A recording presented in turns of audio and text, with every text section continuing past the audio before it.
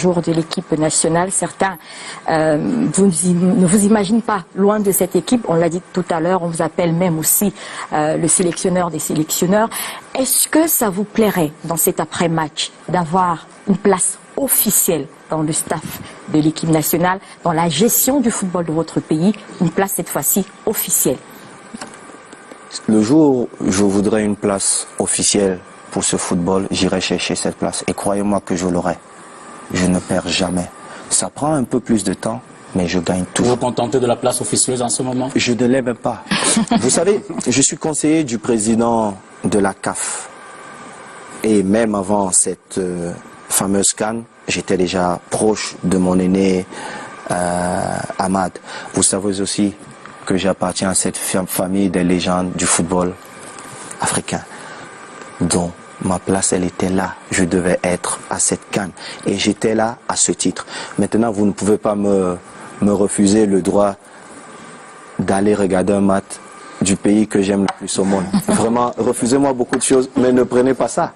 Donc, il est normal que si notre pays joue à 300 mètres du Caire, à 300 km pardon, du Caire, que j'aille regarder ce match. Il est normal que si mon pays joue même à 600, 700 km du Caire, que j'aille regarder ce match. Il est normal. Après, les gens peuvent... Il est normal que vous susurrez des choses au sélectionneur qui est en place. Il est normal que vous fassiez des propositions. Ça rentre dans la normalité des choses. Si quelqu'un vous dit que Samuel a fait une proposition de joueur, c'est un menteur. Si quelqu'un vous dit que Samuel a fait l'équipe qui a joué contre X ou X, c'est un menteur. Mais je vais vous dire autre chose. Parce que les premières personnes qui vous induisent en erreur, ce sont les propres footballeurs. J'ai une façon de faire, c'est l'excellence. Je ne sais pas tricher.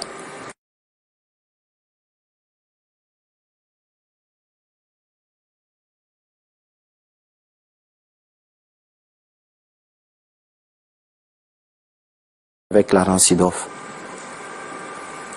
aide-nous à être dans cette liste. Et ils ne pourront pas vous dire non.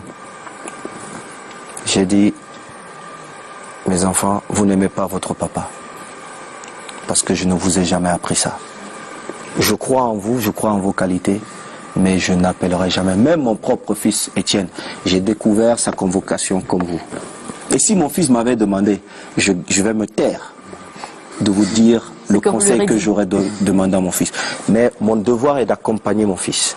Après, il prend des décisions, il apprend. Donc, je vais vous dire, je ne vais jamais demander à un entraîneur de sélectionner un X ou un Y. Jamais. Clarence est arrivé au Cameroun, il ne connaissait rien. Nous avons aidé pour que son intégration se passe le mieux possible. Quand vous dites aider, ça veut dire faire quoi? Ça veut dire quoi? Sous quelle casquette? Non. Je suis un ami. J'ai joué. Quand je suis arrivé au Real Madrid, Clarence Seedorf était déjà une superstar. Je n'étais qu'un gamin. Alors, Clarence arrive au Cameroun. Samuel, qu'est-ce qu'il faut connaître? Qu'est-ce qu'il ne faut pas connaître? Je lui ai dit une chose. La première des choses, ne rentre pas dans la guerre des clans. Ce sont des guerres des intérêts. Tu es sélectionneur de tous les clans. Tu écoutes tout le monde, mais tu prends ta décision parce que c'est toi qui assumes. Bon conseil. C'est toi qui assumes. Et à ce moment... Si moi Samuel, je t'appelle un jour et je te dis, Clarence, convoque tel joueur, je ne suis pas un bon petit frère pour toi. Clarence. Je ne serai pas un bon petit frère. Mais si un jour, tu me dis en tant que footballeur, Samuel, j'ai telle vision, je peux t'apporter comme footballeur, je peux te dire, ah, Clarence, est-ce que tu ne penses pas que, au lieu de prendre à gauche, tu pourrais prendre à droite? Mais c'est toi qui assumes, c'est toi qui prends. N'écoute pas, ou écoute-les tous, mais ne prends pas en compte ce qu'ils vont te dire, parce qu'ils ont des intérêts cachés. Est-ce qu'il vous a écouté? Que toi, moi, Clarence ne m'a pas toujours écouté. Moi, je peux vous dire. Vous écouter. Mais dans le contexte. C'est lui le sélectionneur. C'est lui qui a émargé, qui a signé son contrat. Moi, Et mon jeune frère Wilfried m'est témoin. J'ai failli tomber dans le coma, le match Cameroun-Nigeria.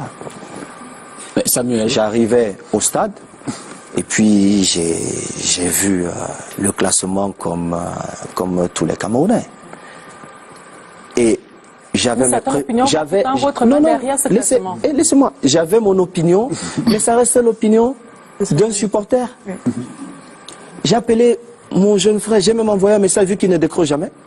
Je lui ai dit, mais j'ai envoyé un message, je ne sais pas s'il a gardé, j'ai dit, mais Clarence, il joue avec mon cœur. Mais c'est le supporter qui parle. Après, le coach vit avec son groupe. Moi, je ne suis pas dans ce groupe. Il voit des choses que nous ne voyons pas. Alors Samuel, Il analyse les maths des adversaires. Il n'a pas le même regard que nous. C'est ce que les gens oublient. Moi, j'ai été coach à Antalya. Je devenais patron de mes coéquipiers. Quelle tâche difficile. Et j'avais un coéquipier qui était très fort. Il jouait avec l'ancien entraîneur. Avec moi, il ne jouait pas. Un jour, il est venu au bureau, il me dit, mais c'est parce que tu ne m'aimes pas, tu ne m'as jamais aimé, c'est parce que je ne te passais pas le ballon. Je lui ai dit, non. Moi, le meilleur milieu de terrain pour moi, c'est un Makoun. Et j'ai expliqué pourquoi. Je lui ai dit, moi, quand je suis devenu entraîneur, j'ai appelé mon jeune frère, Sergent, je lui ai dit, Sergent, tu connais ma mentalité du football. J'ai joué avec toi. Je veux que tu fasses ça. Et j'étais beaucoup plus dur avec Makoun. Parce que moi, j'aime courir. Et il sait. Quand j'étais fâché, moi, c'est comme ça que je résous mes problèmes. Quand je suis fâché, je dis, on va faire le footing. alors je vais te Samuel, faire courir. qui sont ou qui ont été les chefs de ces clans, du moins ceux que vous avez identifiés? Non, mais vous savez, les vrais chefs sont toujours tapis et ils sont très puissants. Ils ne sont même pas, le football ne les intéresse même pas. La seule chose qui les intéresse, c'est l'argent du Dans football. l'Afrique Foot, au ministère des Sports, à la C'est présidence de la l'argent République, à côté de Samuel Eto'o. Non, à côté de Samuel Eto'o, non. Nous n'avons pas ce rêve-là. Vous n'êtes pas d'un clan, vous? Moi, non. Mon clan, c'est le Cameroun. Et je pense que c'est pourquoi je prends beaucoup de coups. Il y a eu une situation dans la tanière où nos lions ont décidé, à raison ou à tort, mais je salue le courage qu'ils ont eu de ne pas recevoir le président de la fédération, le président et le ministre. À tort ou à raison, je ne rentre pas pour juger. Ils vivent leur époque. Ce sont leurs décisions. Je peux être dur avec eux en off, mais dehors, je vais toujours les défendre. C'est ma position. Et que personne ne se trompe. Par contre, il fallait trouver des solutions. L'État du Cameroun, j'étais à Istanbul, on m'a appelé, on m'a dit, Monsieur Samuel, tu règles ce problème. L'appel venait d'un clan? Non, l'État du Cameroun. Donc, ça veut dire, c'est beaucoup plus haut que le ministre des Sports. Mais beaucoup plus haut. La présidence de la République? Je ne regarde pas. C'est 25 ou 26 millions de Camerounais. C'est ça mon intérêt.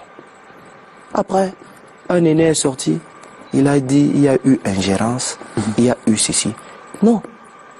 Vous n'êtes intervenu qu'à la demande des autorités camerounaises. Mais bien sûr, je ne rentre pas. Moi-même, je fuis même l'équipe nationale du Cameroun. Parce que Je fais quoi la toutes formule? ces personnes qui Le ont des président de la République me demande de vous dire, Samuel, Non, venez. écoutez, Lucrèce, vous étiez là. D'autres étaient là. J'ai parlé au nom de l'État du Cameroun. L'État du Cameroun qui représente tous les Camerounais. Je ne viens pas, je n'appartiens pas au ministre des Sports, au ministre de ceci. J'appartiens à tous les Camerounais. Moi, je ne rentre pas dans ces petits intérêts des gens. Et après, finalement, mon fils a payé. Parce que j'ai fait une intervention pour l'État du Cameroun, ce qui nous a servi. Parce que si je n'avais pas... Vous voyez ça. Mais c'est la